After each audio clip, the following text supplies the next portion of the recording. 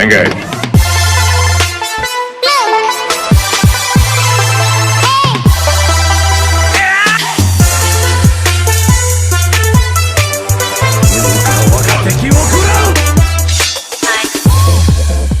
How's it going, guys and geeks? Welcome back to the Geek Critique Show. We're your hosts, Dakota and Jen. And we have an interesting theory to run by you guys. I personally subscribe to the term reality. Reality? Instead of theory. Okay. We have an interesting reality to tell you about. The Darth Jar Jar theory is the theory that the bumbling fool that is Jar Jar Binks in Episode 1 is one of the most powerful Sith Lords out there, and he's been deceiving everyone, moviegoers and Jedi Masters alike, as long as he's been alive, because he's done some pretty terrible things, and we don't give him enough credit for those actions. Yeah, he deserves credit for his terrible misdeeds. His, what did he call it? The Empire! The mistakens. The mistakens! There are many, many videos out there that will actually go in depth as far as like what the Darth Jar Jar theory is all about. And a lot of the points that they make are reaching, but there are some that are plausible. We know that after the reaction of the character was so poor after Episode 1, Lucas, who originally claimed that Jar Jar is a key to all this. If we get Jar Jar working, it didn't work. So Lucas scrapped the character of Jar Jar for the most part. He's still around in Episodes 2 and 3, but in a much less front and center capacity. So I think I just want to explain that this is not my theory. This is Right. not my idea. It's someone else's. I saw this theory video on YouTube, and I completely am more than 100% on board. Mm-hmm. It's like, to me, it's clear as day. And we don't have to go into like every single little thing that the theory talked about that we subscribe to, or whatever. First of all, like, if you think of George Lucas's personality and like who he is, just even interviews with him, like just the way that he thinks and the way that he does things, just having this random character for comedic relief alone, and that doesn't really serve any form of purpose to the plot or anything, and actually hinders everyone all along, doesn't add up. Like, it doesn't make sense for George Lucas's personality. And one thing that I thought about was, like, maybe because these films are a ton more political, he wanted to give something for children to enjoy, but that too doesn't sound like him either, because it's just, that doesn't seem like the way that he does things. He seems like a very serious person who takes his work very seriously. Now, a big like part of the theory of Jar Jar Binks, like, and the fact that he was changed and his whole storyline was changed, was that Count Dooku wasn't originally a character that Lucas planned to create, but having written Jar Jar out of that, he had to give someone that Yoda had to fight. Yeah. So instead of revealing himself as the big bad of the universe or whatever, which I don't know if it would work nowadays, but it would have worked then, I believe. Instead of doing that, they introduced Count Dooku as the second in command. And that's why he seems like he comes out of freaking nowhere. Mm-hmm. The prequels were supposed to kind of mirror the original series. And you have Yoda, who, when Luke first meets him, kind of seems like this like crazy old dude that's on this, Just crazy, this planet by himself and just like loco. Then he turns out to be the Jedi Master. It was supposed to be like Jar Jar was mirroring that, because you don't have that character. You're supposed to find, in a lot of like old mythology, this person along the road who seems really insignificant and unimportant, and then turns out to be the key to everything. Right. And that's what Yoda was. And Jar Jar was supposed to mirror that. Like, to me, it just, like, the harmony between the two stories does kind of falter, after 2. Yes. Now, the problem with this theory, almost 20 years after Episode 1 has come out, is Jar Jar is such a derided character that nobody's going to give him any credit for anything, because everyone loves to hate on Jar Jar. And for the most part, rightly so. He was a bumbling idiot that you can barely stand on screen. But what if he was basically doing the drunken master form of martial arts, where you fool the enemy and get them to draw closer to you? And in that video, he actually shows footage of Jar Jar doing techniques from the drunken master technique of martial arts. We'll link the video. In Like, the comments you have to check below. it out. This guy deserves so much credit for the way breaking that it he down. perfectly breaks this down. So eloquently. Mm-hmm. So easy to understand. You can see it in some scenes. Some scenes are reaching, obviously, but this video that we're going to link in the comments below, some scenes you can actually see Jar Jar doing mind tricks on people from behind. Mm-hmm. The Queen wishes it. She's curious about the planet.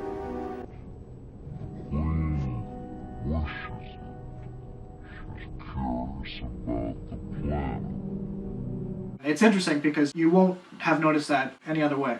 And actually, I believe the actor's name is Ahmed Best. He was interviewed very recently, and someone asked him, are these Darth Jar Jar theories in any way correct? What I can say about it is, and I kind of said this on Twitter, there's a lot about it that's true.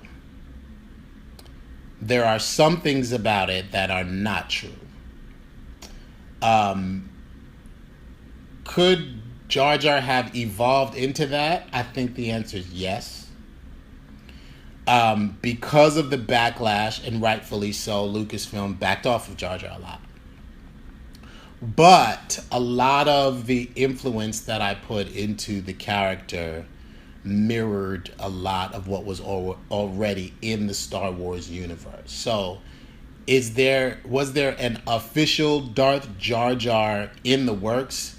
That's really a George Lucas question. I cannot answer that question. But we want to talk about Jar Jar's inclusion in the new book, Star Wars Aftermath, Empire's End, which is the third and final book in the Aftermath trilogy written by Chuck Wendig, that happens directly after the events of Return of the Jedi. So these are the first books that happen after Return of the Jedi. Mm-hmm. So if you haven't already read the book, click the link in the description below. We're going to be linking to a free Audible trial account that you can get 2 free audiobooks, and you can get this book. So if you want to listen to this book before having listened to what we have to say about it, you can do that. Anyway. Yeah, so spoiler territory from here on out. Spoiler territory. And why don't we just give the background on this? It was Dakota picked me up from work and we were driving home together.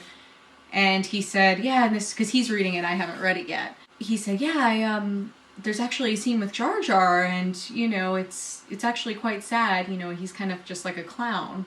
And I'm like, really? Like, there's no hint, even slightly, of him being the evil Sith Jar Jar that we all know him to be? And I was actually quite angry because I know he's a Sith. I know it for a fact. So I'm like, man, that really ticks me off that Disney can't chalk up the cojones to freaking make him what he really truly is. And Dakota kind of sat there and he's like, yeah, you know, it is what it is. And he's like, you know, now that I think about it, the last thing he said was kind of weird. I don't know, he's like, why don't we listen to it together? So we go back to that scene and play it. What we discovered seemed pretty clear to me. In the Jar Jar interlude chapter of this book, he meets a young boy named Mapo. I kind of freaked out when he says freaked out, he actually screamed. Like, it was quite terrifying and unsettling for the person managing the car that I was riding in to do this. He was like, ah! Maybe not that bad, but no, it was like unsettling. It was raining out, and I'm like, it was like crap, a football. we're gonna It was crash. like a football touchdown because I think I figured it out what Chuck Wendig is trying to do, and I don't know if this is him like cheekily insinuating that Jar Jar might be a Sith, but you can also interpret it as this is a really innocent scene. But if anyway, he's doing that just to mess with people like me, I'm gonna be so offended. It might be just a glorified nod towards fandom, but this is canon. This short interchange between two characters actually does happen. The description that they give of Mapo, that he gives of himself rather, is very unique to Star Wars, and you might actually recognize it to mean the description of another character. But I'm going to read it to you, and you're going to decide like whether or not we're blowing smoke into this theory or not. Alright, so it says, one ear gone, half his face looking like the business end of a woodworking rasp. The scar tissue, like bad ground, runs up from his jaw over the hole that used to be his ear and to his scalp. That is as good of a description as anyone can make for Supreme Leader Snoke. Now, what does that mean? What does this mean? This is a 10-year-old boy called Mappo on Naboo. Let's see, are there some dots we can connect here? All right. I don't know. Let's go a little further. He's a very standoffish boy, but as soon as he meets Jar Jar, that changes. Like, Yeah, his he's- demeanor totally changes. It's almost like his life goal changes on the spot. It's literally like he goes from being really, and it's actually quite touching, he's really sad. You know, he's in an orphanage, and he's not getting adopted, and he's 10 years old, and they call him the veteran because... He's been there the You know, longest. he's been there the longest, But no and one because wants, like, look he's at jacked him up, and- like nobody wants him, which is really, really sad. And you could tell he has a lot of insecurities, and he doesn't have any friends. He doesn't, you know what I mean? Like, he doesn't really know where his life's going. And there's this clown that entertains the children, Jar Jar Binks, who he goes to speak to, and it's just funny to see. But I actually think, like, that's not impossible. I don't know if that's like a Jedi mind trick or what. You know, it might just be like somebody talks to him and can relate to him, and that's why his demeanor changes too. True. But by the end of it, he wants to train under Jar Jar to become a clown. And Jar Jar says, "My teaching you, Sapalo, we making the whole galaxy smiling, huh? We I just making pictured the the- whole galaxy smiling." What happened the last time Jar Jar tried to make the whole galaxy smile? Jar Jar destroyed democracy when he gave Supreme Chancellor Palpatine full power over the Senate. He was the one who started the Empire. Could he also have been the one that started the First Order and taught Snoke everything he needs? So another thing that I think is interesting, and again, I haven't actually read the book, but Dakota was telling me, is that all throughout it, Palpatine is feeling like something strong in the Force that even Anakin doesn't sense. Mm-hmm. You know, something that's going on that's much larger.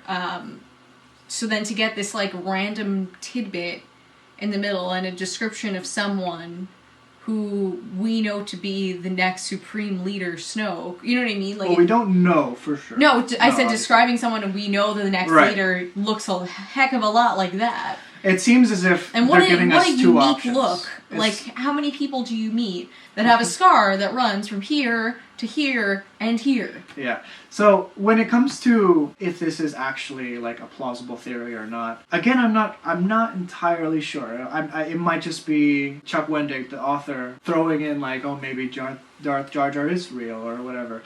But it's interesting that there are two possible origins for Snoke. Most people believe it's the far off, in a distant galaxy, the dark force that everyone is feeling and having dreams about is Snoke. But what if it's this innocent 10-year-old boy? And we know that the dark side of the Force can age you quite a bit, and apparently he already looks like old leather. Being that the character would be 40 if this were true in The Force Awakens, that's not entirely unheard of. Mm-hmm. Wasn't there another argument against this? In the Force Awakens novelization, Snoke tells Kylo Ren that I watched the Empire rise and then fall. A, that means he wasn't a part of the First Empire. That's a given. And B, does that mean that he watched the entirety of the Empire rise? Or did he just see it rise up until The creation of the Death the Star. climax of the galactic power, which was the first Death Star, which he would have been alive for at that point. So he could have seen it. Again, to me, maybe I'm just latching on to anything that has to do with Jar Jar being a Sith, because that's truly what I believe. It's But a fun theory. to me, it seems pretty clear. And if this is Wendig just kind of like shooting the breeze, I'll shoot right back and say that's not very nice. That's not nice, because I'm into this and I think it's real. And even if there's just like the slightest, actually, you know what? This is canon, so this is all I need. But if there's like the slightest nod in 8 or 9 to like Snoke having any form of affiliation with Jar Jar, I will be thrilled. Yes. I will be so happy, because just even hearing about this honestly changed like the experience of the prequels to me.